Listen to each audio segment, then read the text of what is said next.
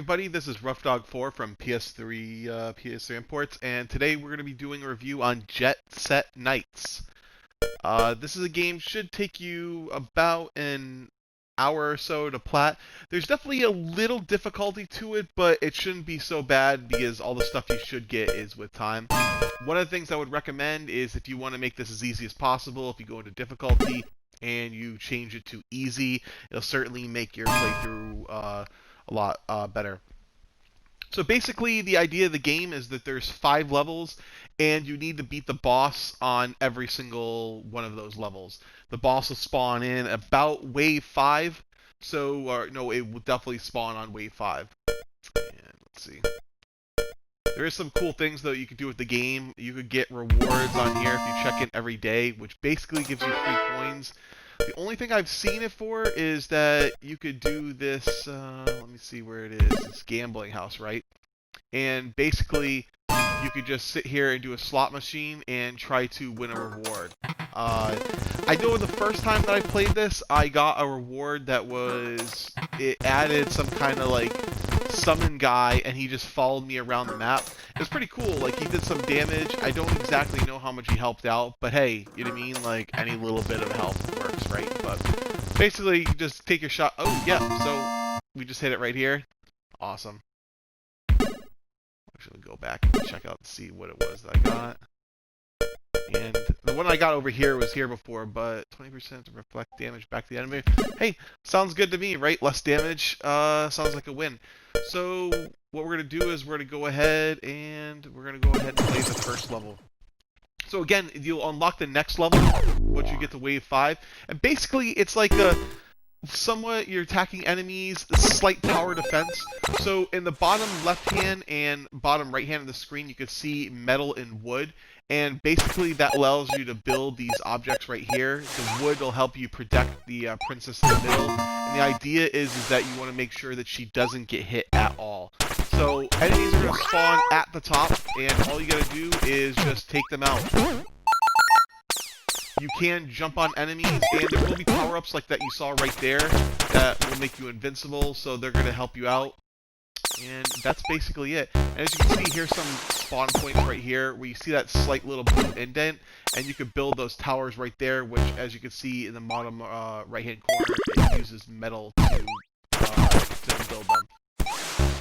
And I'd really like to get that other piece of wood to protect the princess, because basically these things can take a few hits from enemies, so it's always a good idea to build them. So the platinum might not be guaranteed to get platinum by the time you finish 5. There is some possible grindiness to the game. You do have to shoot all the different types of arrows a few hundred times each. Though one thing I would recommend is that when you get the ice arrows or the fire arrows, the trophy is for just firing them and not hitting enemies, but any single time that you hit a chest, you'll lose whatever current item that you have. So it's something to keep in mind. So if you do get a fire ability, a fire arrow or an ice arrow, you probably should shoot it all off before you get the chest, and that might help you get those before you finish the game. So every single time you level up, you'll get to pick one of these abilities. It only stays in the current game that you're in for these waves, so when you go to a different area, it resets, so there's nothing that's permanent. I see some people say the damage, but honestly, I found health was the best option. So you only start off with 5 hearts, right? And every single time you get hit, you lose a health. Well, if you pick this, not only do you get +1 health, but it actually refills all your health. So when you face the boss, you get more chances, right, to take hits.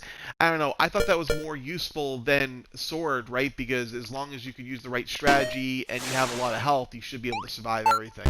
Every person's going to be different. It was just the way that I found the game, so it's totally up to you.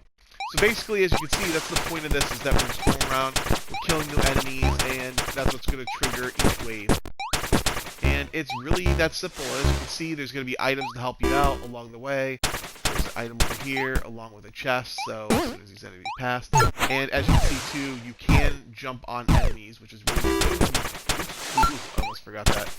I really got to find some wood to get the protect the princess on that one side. So that's really the only way you could fail, right? Is that either the princess gets attacked, or the princess gets attacked or you lose all your health. So definitely want to make sure to do that. Alright, so as you can see right here, we got the wood, so now we can finally build this right here, and at least this is protected. Not to worry so much, so. And as you can see, the game is more or less pretty simple, right? It's the same basic enemies that keep coming each time. I actually don't really think it changes. It's just, you know, it's these same enemies that are going to keep coming. So, as you can see, I finally used up all my arrows, so now I go back to the sword, and every time I open a chest, that's what's going to trigger the items. And as you can see, if you look right next in the top left-hand corner, next to level, that's your experience bar. So, you basically should be able to get two level up every single time that you play this. So, you should definitely at least be able to get that. If you're lucky, you might be able to get to a third one. But you can definitely bank on that, so you don't have to worry too much about health, because you'll definitely get more as you go along. Keep doing this.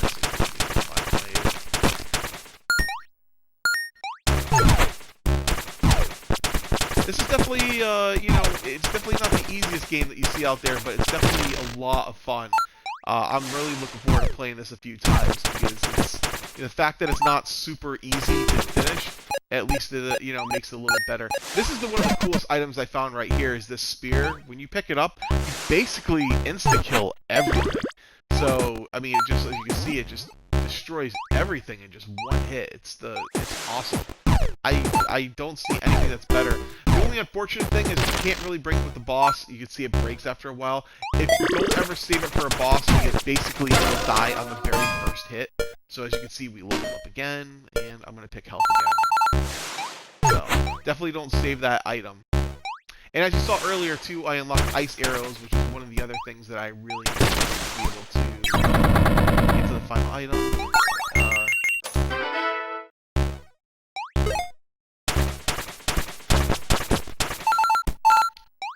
And we should be almost done with this wave, and trigger the boss fight. And as you can see, too, a good strategy, really, is if you stay down here and protect the barriers. I really don't see how you can lose. None of the enemies really fire projectiles. There's some enemies later on that sort of do that, but outside of that, there really isn't anything to worry about, so. And see, the barrier did it, but it disappeared. But I had enough wood to build another one, so I can just build it, and you'll be fine.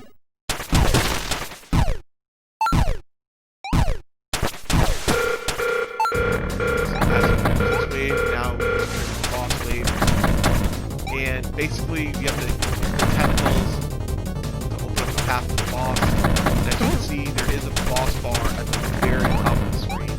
So basically, if you feel like you want some weapons or get away, you can certainly do this. And as you can see, it's very simple to order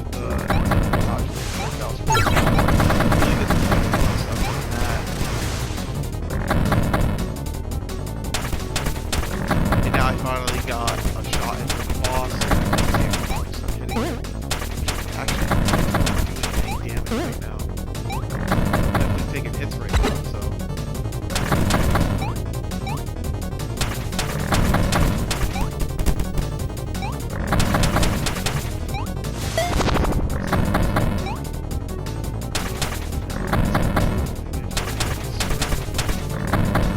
The health bar is definitely not going down.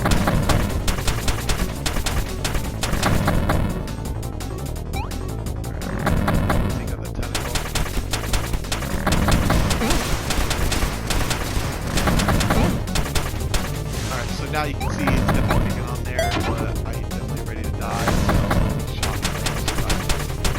just take a few hits, back away, back. As you see, I died, but, you know, but basically, so once you beat this boss, a key will come down, and once you get it, you'll be able to leave and go to the next map, and basically you're just repeating this 5 different times.